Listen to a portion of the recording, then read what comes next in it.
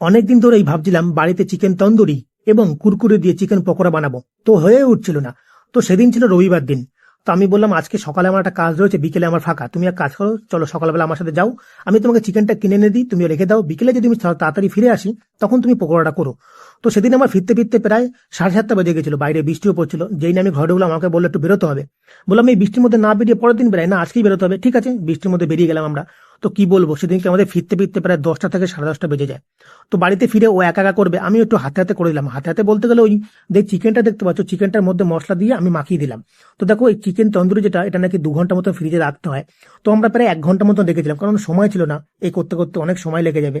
যাই হোক, এর একদিকে চিকেন পকোড়া হচ্ছিল এবং একদিকে চিকেন তন্দুরিটা হচ্ছিল।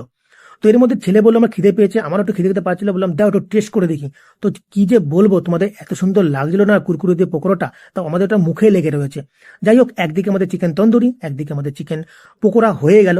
তখন প্রায় 12টা থেকে 12:30 বাজে, বাইরে বৃষ্টি পড়ছে। তখন বললাম ঠিক আছে নিয়ে আসো, এদিকে থামস আপ আমার রেডি ছিল, ছেলেকে বললাম তুই ফটাফট ঢাল আর আমরা খেতে শুরু করে দিই। তো বউ তোমাদের চিকেন পকোড়া খেয়ে এত এত সুন্দর লাগছে, ও বলছে এই মনে হয় প্রথমবার খেলাম। আমরা প্রথমবার কিন্তু বাড়িতে বানালাম, এর আগে কিন্তু আমরা কোনোবার বানাইনি, প্রথমবারই বানালাম। তো খেতে খেতে আমার তো পেট ভরে গিয়েছিল।